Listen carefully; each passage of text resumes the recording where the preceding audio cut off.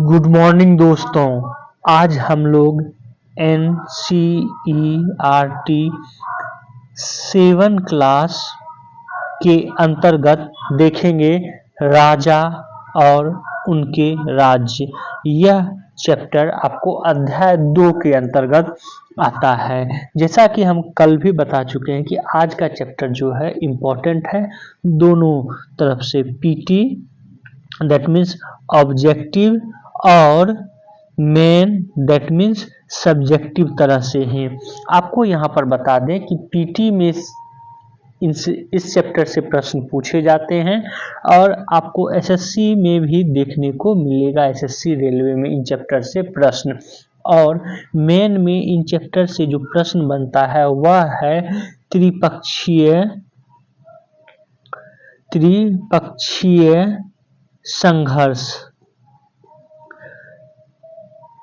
संघर्ष से संबंधित। यह त्रिपक्षीय संघर्ष जो है 3 वंश के बीच हुआ था, उससे संबंधित प्रश्न मुख्य परीक्षा में पूछा जाता है। आप देखेंगे कि बीपीएससी में भी, यूपीपीसीएस में, यहाँ तक कि यूपीएससी में भी इससे प्रश्न पूछा जाता है। तो यह इम्पोर्टेंट चैप्टर है। लास्ट तक वीडियो जरूर आप लोग देखें और हो सके तो मुख्य बिंदु को नोट डाउन कर लें और कुछ बिंदु को आप यहाँ पर ही याद भी कर सकते हैं। तो चलिए स्टार्ट करते हैं। राजा और उनके राज्य। 7वीं शताब्दी के बाद कई राजवंश का उदय हुआ। मानचित्र 1 जो कि यह मानचित्र है में उपमहाद्वीप के विभिन्न हिस्सों में 7वीं से 12वीं शताब्दी के बीच शासन करने वाले प्रमुख राजवंशों को दिखाया गया है। मानचित्र में गुर्जर प्रतिहार, राष्ट्रकूट, पाल, चोल और चहमान के स्थान का निर्धारण कीजिए। क्या आप आज के उन राज्यों की पहचान कर सकते हैं जिनका कि उनका नियंत्रण था? तो आप यह देख सकते हैं मैप के माध्यम से कि चंद चहमान दैट मीन्स चौहान वंश का शासन किस क्षेत्र में था, उसके बाद पाल वंश का किस क्षेत्र में था, राष्ट्रकूट का किस क्षेत्र में था, उसके बाद चोल का जो है किस क्षेत्र में था। चोल का आप यहाँ देख रहे हैं, चोल, चेर, पांडे, उसके बाद चालुक्य, वेंगी, उसके बाद उत्कल, कलिंग। तो इन सब को आप मैप के माध्यम से देख सकते हैं। तो आप पॉज करके इन सब क्षेत्रों की पहचान कर एक बार अगर आपके माइंड में मैप बन गया तो आप जो है कर पाएंगे कोई भी पीटी का भी क्वेश्चन, ऑब्जेक्टिव तरह का भी क्वेश्चन कि चहमान वंश किन क्षेत्रों में फैला हुआ था। तो इसके माध्यम से आप यह समझ पाएंगे कि इन क्षेत्रों में चहमान वंश फैला हुआ था। हालांकि चौहान वंश और अन्य वंशों के बारे में डिटेल्स कल जो है कल के क्लास में पढ़ेंगे कि किस प्रकार जो है दिल्ली की स्थापना होती है, अनंगपाल करता है। तो इसके बारे में कल जो है एकदम डिटेल्स में पढ़ेंगे। तो कल का वीडियो तो एकदम देखना ही देखना है। तो आगे चलते हैं। अब देखते हैं नए राजवंश का उदय। 7वीं सदी आते आते उपमहाद्वीप के विभिन्न भागों में बड़े भूस्वामी और योद्धा सरदार अस्तित्व में आ चुके थे। राजा लोग प्रायः उन्हें अपने मातहत या सामंत के रूप में मान्यता देते थे। उनसे उम्मीद की जाती थी कि वे राजा या स्वामी के लिए उपहार लाएं, उनके दरबार में हाजिरी लगाएं और अन्य सैन्य सहायता प्रदान करें। अधिक सत्ता और संपदा हासिल करने पर सामंत अपने आप को महासामंत, महामंडलेश्वर दैट मीन्स पूरी मंडल का महान स्वामी इत्यादि घोषित कर देते थे। आप महामंडलेश्वर अभी भी वर्तमान में सुनते होंगे, महामंडलेश्वर। और लेकिन अभी वर्तमान में जो यह टर्म महामंडलेश्वर सुनते होंगे, यह आप विभिन्न साधुओं के उपाधि के रूप में सुनते होंगे वर्तमान में। जैसे अभी कुंभ मेला चल रहा है तो कुंभ मेले के अंतर्गत भी महामंडलेश्वर होते हैं। तो जबकि यहाँ पर आप देखेंगे इस शब्द का प्रयोग राजा के लिए किया जाता था। राजा नहीं कहे, राजाओं के अंतर्गत जो सामंत होते थे वह उपाधि लेते थे। आगे देखते हैं। इस तरह का एक उदाहरण दक्कन में राष्ट्रकूटों का था। शुरुआत में वे कर्नाटक के चालुक्य राजाओं के अधीन थे। 8वीं सदी में के मध्य में एक राष्ट्रकूट प्रधान दंती दुर्ग ने अपने चालुक्य स्वामी के अधीनता से इनकार कर दिया और उसे हराया और हिरण्यगर्भ, जिसका कि शाब्दिक अर्थ होता है सोने का गर्भ, हिरण्यगर्भ नामक एक अनुष्ठान किया। जब यह अनुष्ठान ब्राह्मणों की सहायता से संपन्न किया जाता था तो यह माना जाता था कि इससे याजक जन्मान क्षत्रिय न होते हुए भी क्षत्रिय के रूप में दोबारा क्षत्रित्व प्राप्त कर लेगा। तो यहाँ पर 2-3 फैक्ट्स अगर आप लिखना चाहें तो लिख सकते हैं कि राष्ट्रकूट वंश के राजा किस वंश के अंतर्गत पहले कार्य करते थे या सामंत थे, तो चालुक्य राजाओं के अंतर्गत। एक तो ये, दूसरा कि राष्ट्रकूट वंश के संस्थापक कौन थे, दंती दुर्ग। इससे संबंधित प्रश्न विभिन्न एग्जामों में विभिन्न बार पूछा जा चुका है कि राष्ट्रकूट वंश के संस्थापक दंती दुर्ग। यहाँ पर ही हो सके तो आप लोग याद कर लें और यह पूरा लाइन भी आप कहीं पर लिख सकते हैं। आगे देखते हैं, कुछ अन्य उदाहरणों में उद्यमी परिवारों के पुरुषों ने अपनी राजशाही कायम करने के लिए सैन्य कौशल का इस्तेमाल किया।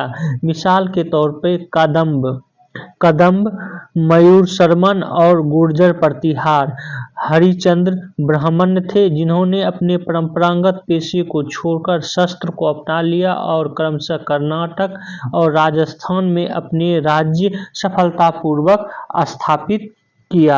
तो ये था राजवंश, और इसी राजवंश ने आप देखेंगे कि विभिन्न जगह कुछ कुछ गुफाओं का निर्माण किया। उसी में से एलोरा की गुफा 15 का भित्ति चित्र जिसमें विष्णु को नरसिंह अर्थात पुरुष सिंह के रूप में दिखलाया गया, यह राष्ट्रकूट काल की कलाकृति है। तो यह एज ए फैक्ट्स आप लोग ध्यान में रखेंगे कि एलोरा की गुफा जो है राष्ट्रकूट काल की कलाकृति में आता है, जो कि नरसिंह अवतार की मूर्ति है। आगे देखते हैं, राज्य और में प्रशासन किस प्रकार इस समय चलाया जाता था।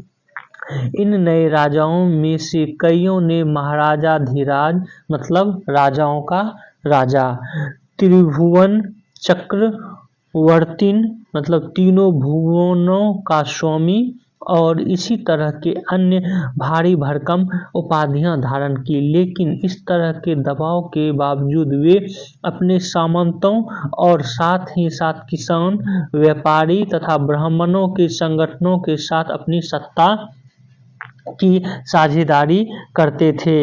इन सभी राज्यों में उत्पादकों अर्थात किसानों, पशुपालकों, कारीगरों से संसाधन इकट्ठा किए जाते थे। इनको अक्सर अपने उत्पादों का एक हिस्सा त्यागने के लिए मनाया या बाध्य किया जाता था। कभी कभी इस हिस्से को लगान मानकर वसूला जाता था, क्योंकि प्राप्त करने वाला भूस्वामी होने का दावा करता था। राजस्व व्यापारियों से भी लिया जाता था। दैट मीन्स राजस्व का साधन जो इस समय था वह किसानों से और व्यापारी दोनों से था। आगे देखते हैं 400 कर। ये 400 कर क्या है, तो तमिलनाडु में शासन करने वाले चोल वंश के अभिलेखों में विभिन्न किस्म के करों के लिए 400 से ज्यादा सूचक शब्द मिलते हैं। सबसे अधिक उल्लेखित कर वेट्टी, जो नगद की बजाय जबरन श्रम के रूप में लिया जाता था, यानी जबरन श्रम, और कद माई यानी कि भू राजस्व। तो याद रखेंगे कि चोल वंश में कदमाई भू राजस्व के रूप में लिया जाता था, जबकि वेट्टी जो है यह जबरन श्रम के रूप में लिया जाने वाला कर था। इसे आप नोट डाउन कर सकते हैं। आगे देखते हैं, मकान पर छाजन डालने पर लगने वाला कर, खजूर या तार के पेड़ पर चढ़ने के लिए सीढ़ी के इस्तेमाल पर लगने वाला कर, पारिवारिक संपत्ति का उत्तराधिकारी हासिल करने के लिए लगने वाला कर इत्यादि कर जो है उल्लेखनीय है। तो आप देख सकते हैं कि चोल वंश किन किन प्रकार का कर जो है लगाता था या कर की उगाही करता था। ये 400 कर के रूप में जाना जाता है, तो यह अलग से आपको बताया गया है। अब हम लोग मुख्य जो पढ़ रहे थे उसको देख लेते हैं। ये संसाधन राजा की व्यवस्था का वित्तीय आधार थे। कौन सा? तो व्यापारियों पर कर और किसानों पर। साथ ही मंदिरों और दुर्गों के निर्माण में भी इस्तेमाल होते थे। वित्तीय संसाधन उन युद्धों को लड़ने में भी इस्तेमाल होते थे जिनसे लूट की शक्ल में धन मिलने की तथा जमीन और व्यापारिक मार्गों के प्रयोग की संभावनाएं बनती थी। राजस्व वसूली के लिए पदाधिकारियों की नियुक्ति सामान्यतः प्रभावशाली परिवारों के बीच से की जाती थी और प्रायः वंशानुगत होती थी। सेना में भी ऐसा ही होता था। कई बार राजा के निकट संबंधी ही इन ओहदों पर होते थे। अब देखते हैं हम लोग परस्तियां और भूमि अनुदान किस प्रकार इस समय आई, क्योंकि इसी भूमि अनुदान के कारण ही सामंतवादी व्यवस्था जो है प्रखर रूप से भारत में आई थी। परस्तियों में ऐसे ब्यौरे होते जो शब्दतः सत्य नहीं भी हो सकते, लेकिन ये प्रशस्तियां हमें बताती हैं कि शासक खुद को कैसा दर्शन चाहते थे। मिसाल के लिए शूरवीर विजय योद्धा के रूप में ये विद्वान ब्राह्मणों द्वारा रची गई थी, जो अक्सर प्रशासन में मदद करते थे। आगे देखते हैं, राजा लोग प्रायः ब्राह्मणों को भूमि अनुदान से पुरस्कृत करते थे। ये ताम्र पत्रों पर अभिलिखित होते थे जो भूमि पाने वालों को दिया जाता था। आप यह ताम्रपत्र देख सकते हैं वर्तमान में जो कि दिया जाता था। इस कुछ और तथ्य है उसको भी आप लोग जान लें, जैसे नागभट्ट की उपलब्धियां। कई शासकों ने प्रशस्तियों में अपनी उपलब्धियों का बखान किया है। आपने पिछले कक्षा दैट मीन 6 क्लास में आपने गुप्त शासक समुद्रगुप्त की प्रशस्ति के बारे में पढ़ा, हमने बताया भी था। संस्कृत में लिखी गई ग्वालियर में पाई गई एक प्रशस्ति में प्रतिहार नरेश नागभट्ट के कामों का वर्णन इस प्रकार किया गया है। आंध्र, सैंधव, विदर्भ और कलिंग के राजा उनके आगे तभी धराशायी हो गए जब वे राजकुमार थे। उन्होंने कन्नौज के शासक चक्र युद्ध को विजित किया। उन्होंने वंग दैट मीन्स बंगाल का हिस्सा, अनरत गुजरात का हिस्सा, मालवा मध्य प्रदेश का हिस्सा, किरात वनवासी, तुरुशक तुर्क, वात्स मत्स्य दोनों उत्तर भारत के राजाओं को पराजित किया। तो यह नागभट्ट के जो है अभिलेख में इसके बारे में वर्णन मिलता है। आगे देखते हैं हम लोग भूमि के साथ क्या क्या दिया जाता था। यह जो है यह हालांकि जरूरी नहीं है, चोल काल के बारे में आगे देख लेते हैं हम लोग। 12वीं शताब्दी में एक वृहत संस्कृत काव्य भी रचा गया जिसमें कश्मीर पर शासन करने वाले राजाओं का इतिहास दर्ज है। इसे कल्हन नामक एक रचनाकार द्वारा रचा गया। कल्हन ने अपने वृत्तांत लिखने के लिए शिलालेखों, दस्तावेजों, प्रत्यक्षदर्शियों के वर्णनों और पहले इतिहास समेत अनेक तरह के स्रोतों का इस्तेमाल किया। प्रशस्तियों के लेखों से भिन्न वह अक्सर शासकों और उनकी नीतियों के बारे में आलोचनात्मक रुख दिखलाता है, इसलिए 12वीं शताब्दी के लिए यह असाधारण ग्रंथ था। दैट मीन्स कल्हन ने जो पुस्तक लिखी वह पुस्तक भारत में इतिहास की पहली पुस्तक माना जाता है। और कल्हन की यह पुस्तक का नाम क्या था आप लोग कमेंट बॉक्स में ज़रूर बताएं, शायद आप लोगों को मालूम हो। और आपको यह भी बता दें कि यह पुस्तक 3 चरणों में लिखा गया है। पहले कल्हन ने लिखा, उसके बाद जो है मध्यकालीन, यह कल्हन पूर्व मध्य काल का जो है लेखक है, इतिहासकार है, लेकिन मध्यकाल में भी उसको आगे बढ़ाकर लिखा गया। तो आप लोग जरूर इसको जो है बताएं। कमेंट बॉक्स में। अगला है कि त्रिपक्षीय संघर्ष, हम इसी के बारे में सबसे पहले चर्चा कर रहे थे कि यह त्रिपक्षीय संबंध से प्रश्न मुख्य परीक्षा में भी बनता है। मुख्य परीक्षा आपको यूपीपीसीएस में भी और बीपीएससी में भी पूछा जाता है, तो आपको इसको ध्यान में रखना है। देखते हैं त्रिपक्षीय संघर्ष क्या है। आपने यह गौर किया होगा कि इनमें से प्रत्येक शासक राजवंश का आधार कोई क्षेत्र विशेष था। वे दूसरे क्षेत्रों पर भी नियंत्रण करने का प्रयास करते थे। एक विशेष रूप से वांछनीय क्षेत्र गंगा घाटी में कन्नौज नगर था और इसी कन्नौज नगर के लिए त्रिपक्षीय संघर्ष हुआ, ये आपको ध्यान में रखना है। और यह त्रिपक्षीय संघर्ष किन किन वंशों के बीच हुआ? गुर्जर प्रतिहार वंश, राष्ट्रकूट वंश और पाल वंश। इन तीनों वंश का शासक किन क्षेत्रों में फैला हुआ था, इसे आप ऊपर मैप के माध्यम से देख चुके हैं। अगर उसको अच्छे से समझ चुके हैं तब आपको जो है यह समझने में कठिनाई नहीं होगी कि यह संघर्ष किस प्रकार चला होगा। आगे देखते हैं।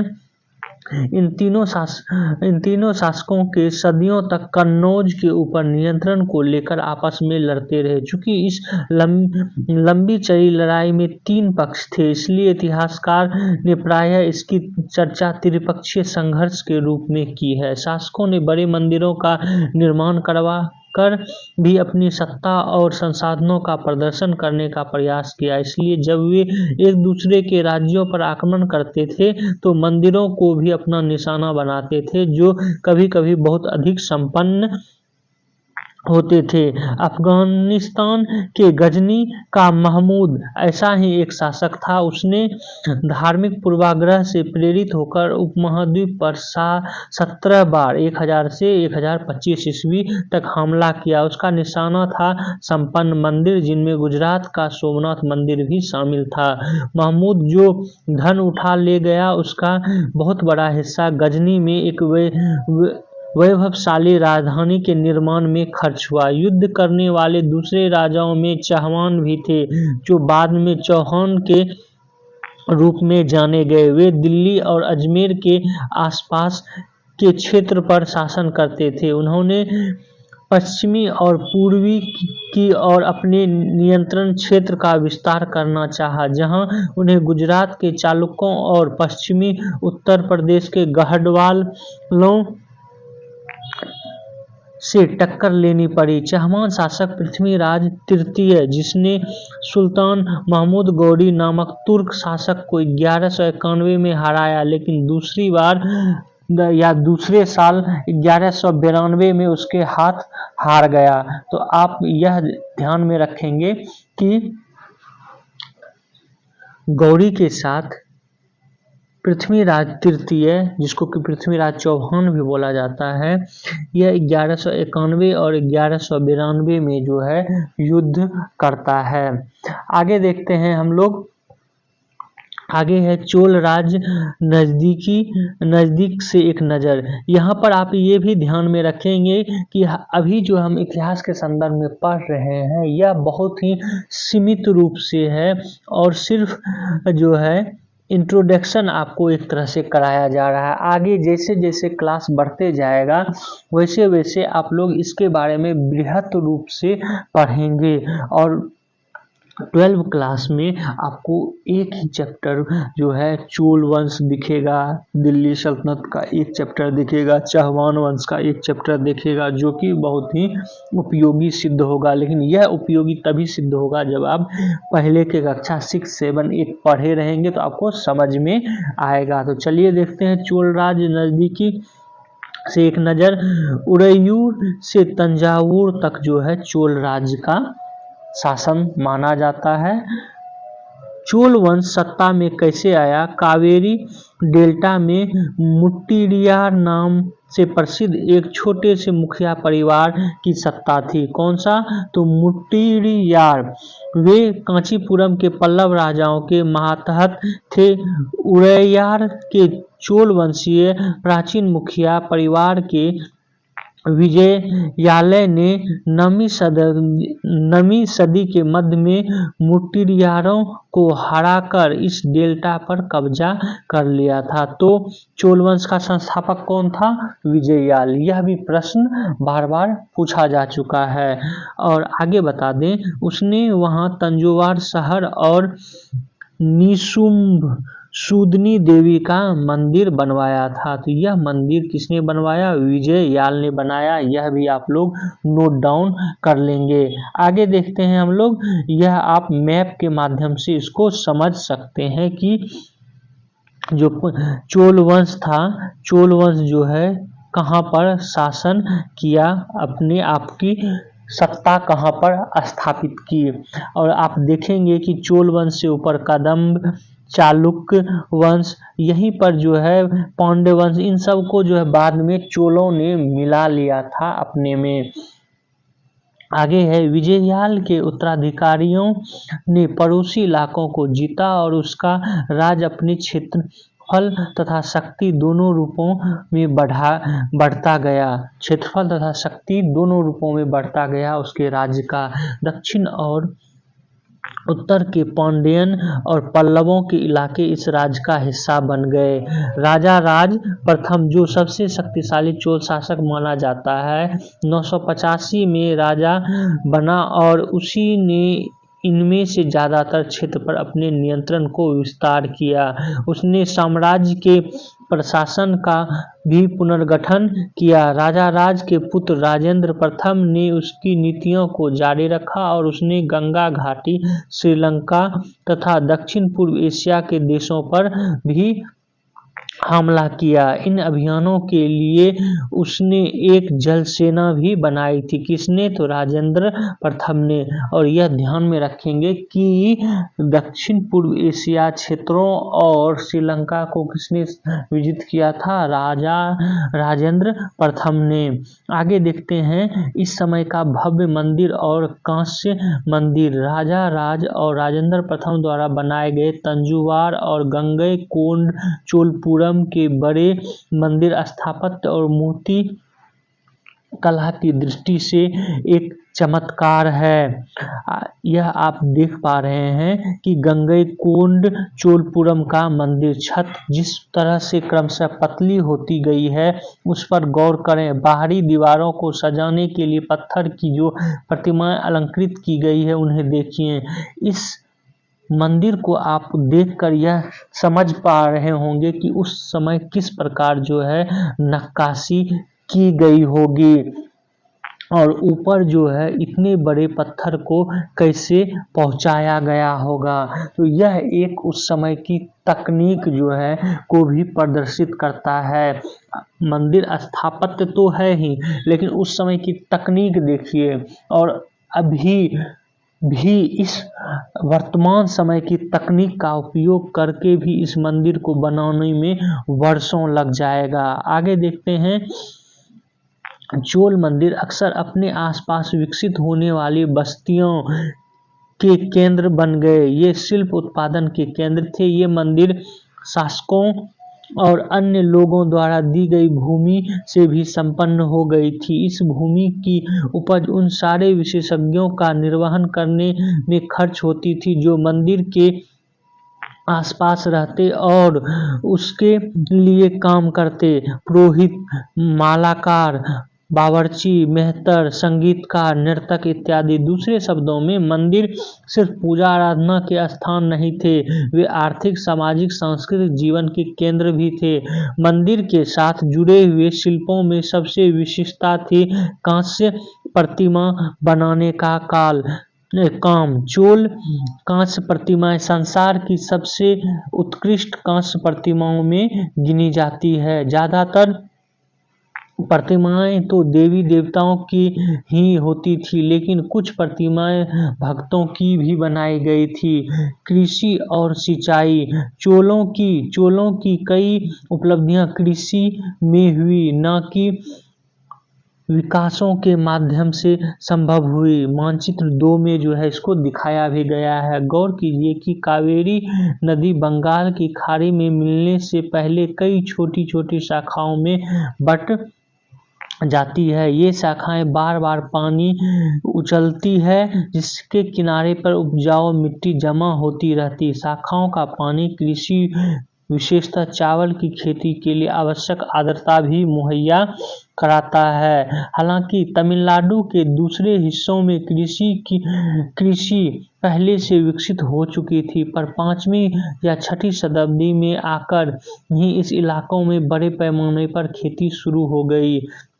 कुछ इलाकों में जंगलों को साफ किया जाना था और कुछ दूसरे इलाकों में जमीन को समतल किया जाना था। डेल्टा क्षेत्रों में बाढ़ को रोकने के लिए तटबंध बनाए जाने थे और पानी को खेतों तक ले जाने के लिए नहरों का निर्माण होना था। कई क्षेत्रों में एक साल में 2 फसल उगाए जाते थे।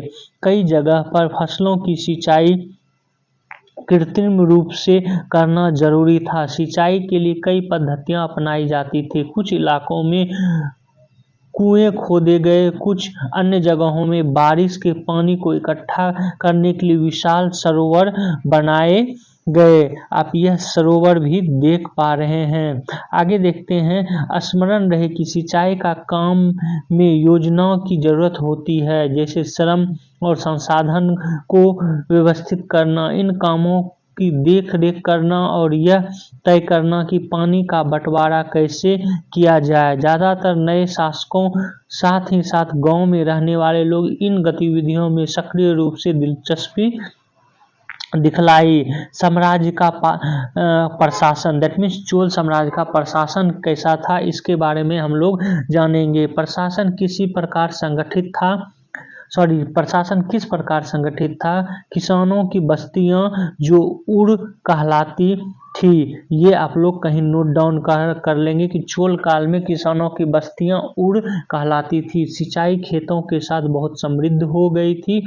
इस तरह गांव के समूहों को नाडू कहा जाता था। यह प्रश्न भी पूछा जा चुका है विभिन्न एग्जामों में, यह भी नोट डाउन कर लेंगे आप लोग कि चोल काल में गांवों के समूह को क्या कहा जाता था, नाडू। ग्राम परिषद और नाडू न्याय करने और कर वसूलने जैसे कई प्रशासकीय कार्य करते थे। धनी किसानों को केंद्रीय चोल सरकार की देखरेख में नाडू के कामकाज में अच्छा खासा नियंत्रण हासिल था। उनसे कई धनी भूस्वामियों को चोल राजाओं ने सम्मान के रूप में मूवेंद वेलम, 3 राजाओं की अपनी सेवाएं प्रदान करने वाला वेलन या किसान कहा।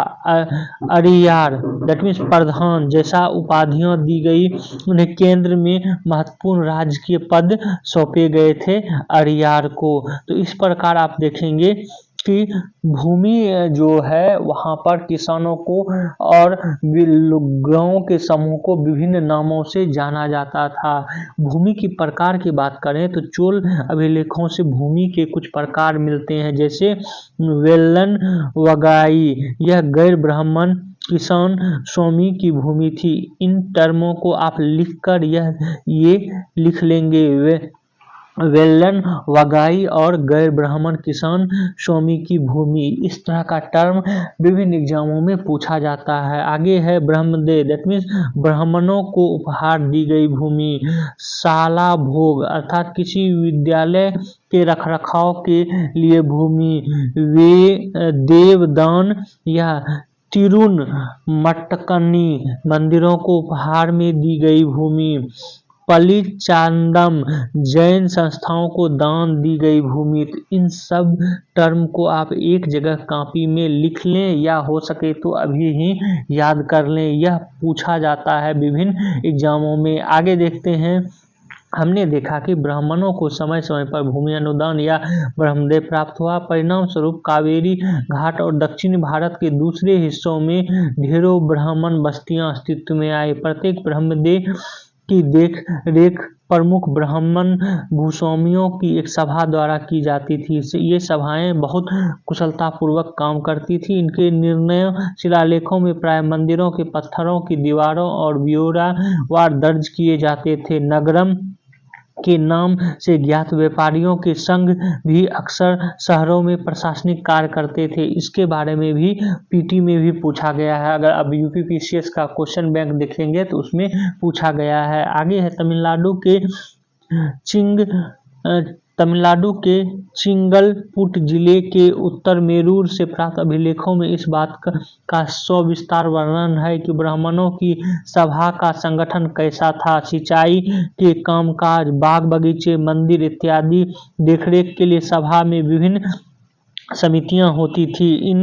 इनमें सदस्यता के लिए जो लोग योग्य होते थे उनके नाम तालपत्र के छोटे टिकटों पर लिखे जाते थे और मिट्टी के बर्तन में रख दिए जाते थे। किसी छोटे लड़के को हर समिति के लिए एक के बाद एक टिकट निकालने के लिए कहा जाता था। तो इस तरह आप देखेंगे कि उन संगठनों में किस प्रकार जो है चुनाव होता था। यह एक उन्नत प्रक्रिया थी उस समय, आप इसको समझ पाएंगे। आगे देखते हैं अभिलेख और लिखित सामग्री जो कि उस समय का था। हालांकि आगे देख लेते हैं जो कि मुख्य टर्म है।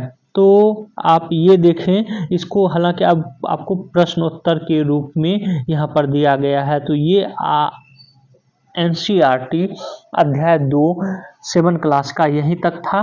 कल हम लोग जो है आगे देखेंगे, आगे उत्तर भारत का कुछ वंश के रूप में। तो आप लोग हमारे इस वीडियो को जितना हो सके शेयर करें, सब्सक्राइब करें और बेल आइकन को जरूर दबा लें। Thank you for watching this video.